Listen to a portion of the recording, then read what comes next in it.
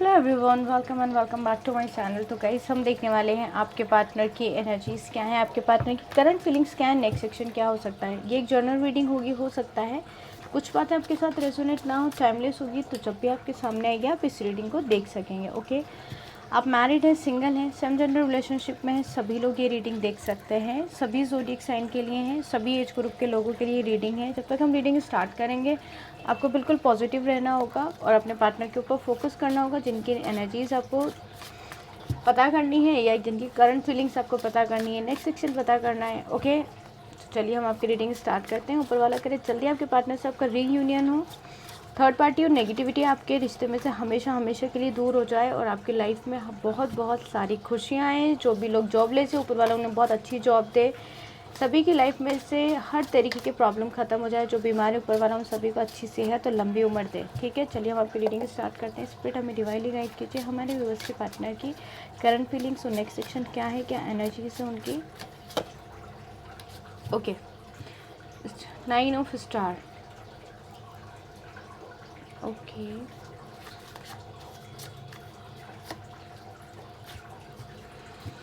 Nine of world. 9 की energy बहुत ज़्यादा है। Okay, 5 of star.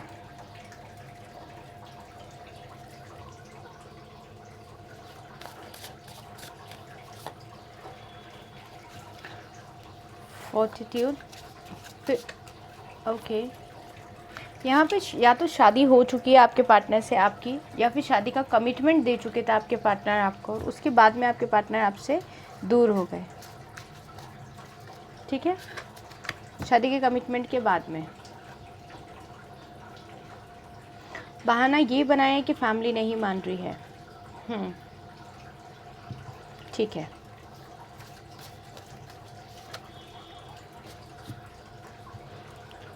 Okay. 11 of world. Okay, 2 cards हैं हमारे पास, the empress. Okay, 10, 15 of world. किसी किसी को ये भी सुनने को मिला है क्या कि कुंडली मैच नहीं कर रही है, या घर वालों ने मना कर दिया कुंडली देखकर, या वो नहीं चाहते, कुछ इस तरीके की एनर्जीज हैं।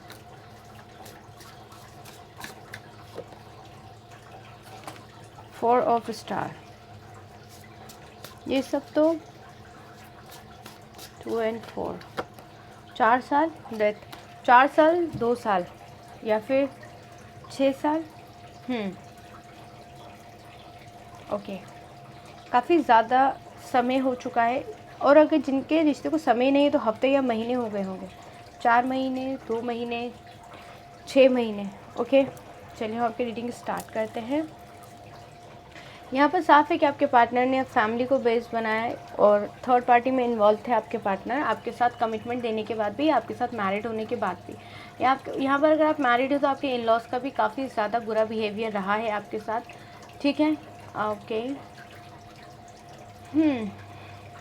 इस वक्त आपके पार्टनर आपके साथ फिज़िकली अट्रैक्ट हो रहे हैं, तो अगर इन दिनों में आपके पार्टनर आपके साथ आते हैं तो मैं ये कहूँगी कि आप सिर्फ एक डेट पर ही जाएं। जब भी ये रीडिंग में एनर्जीज आती है, मैं आप लोग को साफ बताती हूँ कि जब आपके पार्टनर आपके पास आते हैं अचानक से और वो आपको डेट पे जाने के लिए बोलते हैं, तो आपको सिर्फ इतना कहना है कि डेट तक ही सीमित रहेंगे, सिर्फ कैफ़े या मॉल तक जा कर के ही आप लोग साथ में टाइम स्पेंड कर सकते हैं। इसके अलावा आपके पार्टनर के साथ आपको कहीं भी नहीं जाना है। ये चीज़ मैं आपको हमेशा अच्छे से समझाती हूँ। मुझे लगता है मेरे व्यूअर मेरी बात मानते भी हैं, क्योंकि मैं जो भी कुछ होता है आपके भले के लिए ही कहती हूँ। बाकी आपकी लाइफ में आपको जैसा ठीक लगे आप कर सकते हैं। ओके, यहाँ पर आपके पार्टनर आपके साथ अट्रैक्ट हो रहे हैं बहुत ज़्यादा। मुझे ऐसा लगता है आप लोगों ने कुछ ज़्यादा ही मेहनत की इस रिश्ते को वापस से शुरू करने में।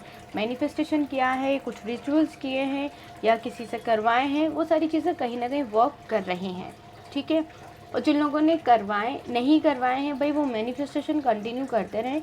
मैनिफेस्टेशन बहुत ज़्यादा पावरफुल होता है और ये बहुत जल्दी ही वर्क करता है। मुझे लगता है कोई तो चर्च जाके आया है। ओके, यहाँ पर आपके पार्टनर जो हैं किसी एक ऐसी उलझन में उलझे हुए हैं जिसकी वजह से आप या तो वो बहुत ज़्यादा रिलीजियस हैं या फिर इन सब चीज़ों को मानते ही नहीं हैं, ये एक बड़ी बात हो सकती है। इसी वजह से आपके पार्टनर पे नेगेटिव एनर्जीज़ काफ़ी ज़्यादा हावी हो जाती हैं। लेकिन इस वक्त आपके पार्टनर आपसे आपकी तरफ हाथ आगे बढ़ा सकते हैं इस रिश्ते को फिर से शुरू करने के लिए। ये आपके पार्टनर की एनर्जीज़ हैं भाई।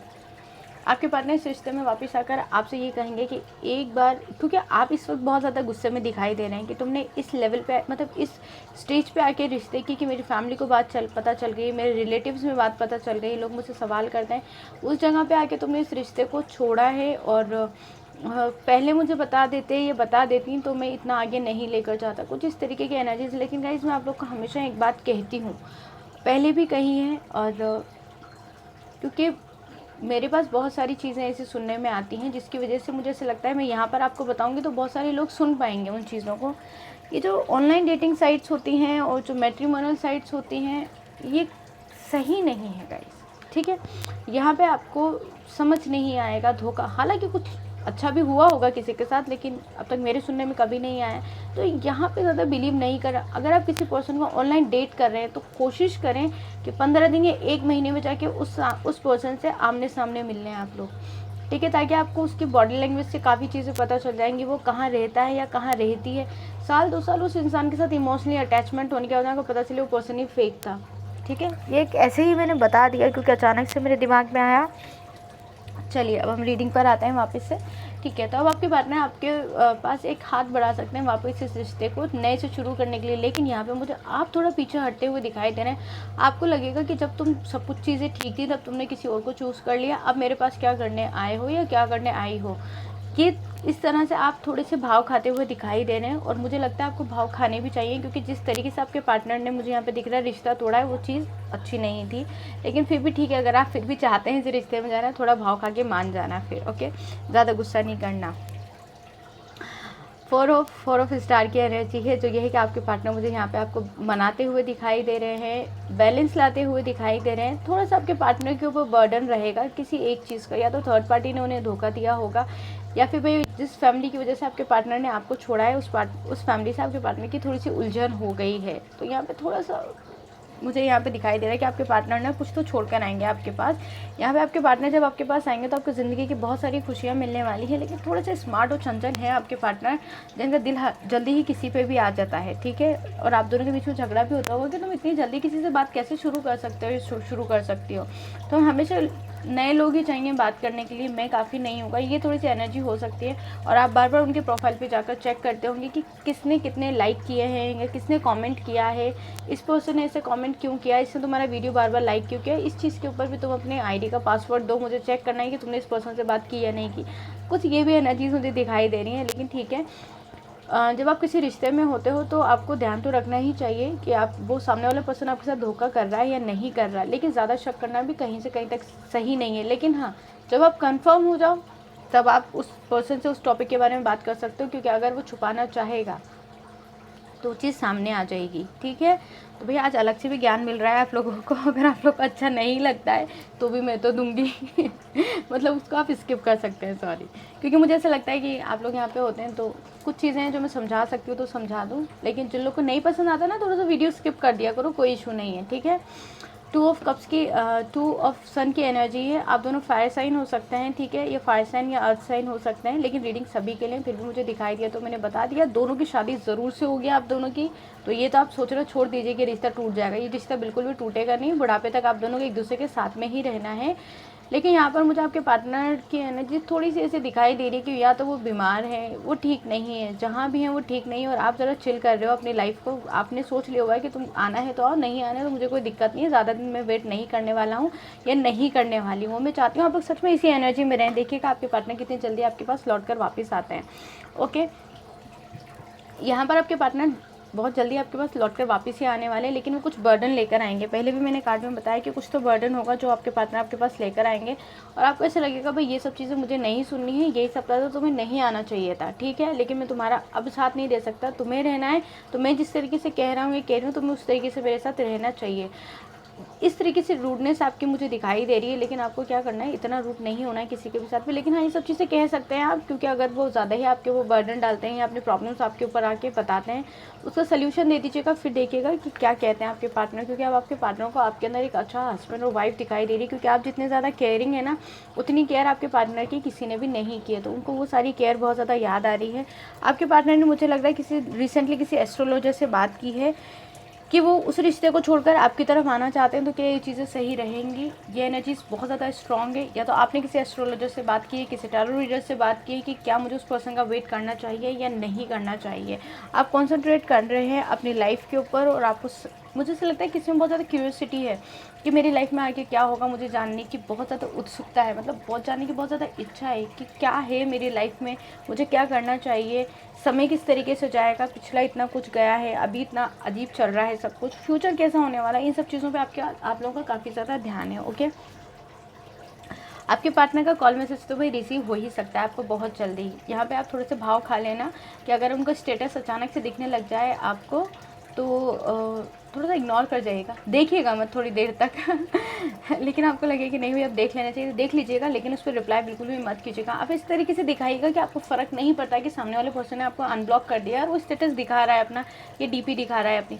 बिल्कुल भी इग्नोर कीजिएगा आप इस चीज़ को। आगे होकर जब आप इग्नोर करेंगे ना, तो उनको लगेगा कि आप देख नहीं रहे हो, आपका ध्यान नहीं है उन पर, फिर वो आपको मैसेज कर देंगे। देखो कितने अच्छे से मैं आपको चालाकी सिखा रही हूँ सॉरी गाइस। ओके, डेथ का कार्ड है जो दिखाता है कि रीबर्थ होगा, वापस इस रिश्ते की नई शुरुआत होगी। और सॉरी गाइस, हाँ लेकिन क्या है कि मुझे आप लोगों से बात करना ज़्यादा अच्छा लगता है। मुझे लगता है सिर्फ रीडिंग करना ही मेरा काम नहीं है, मेरा काम है आप लोग को गाइड करना, तो भी मैं आप लोग को गाइड कर देती हूँ। और अगर आप लोग को नहीं अच्छा लगता तो प्लीज़ हाँ कोई बात नहीं, आप स्किप कर दिया कीजिए।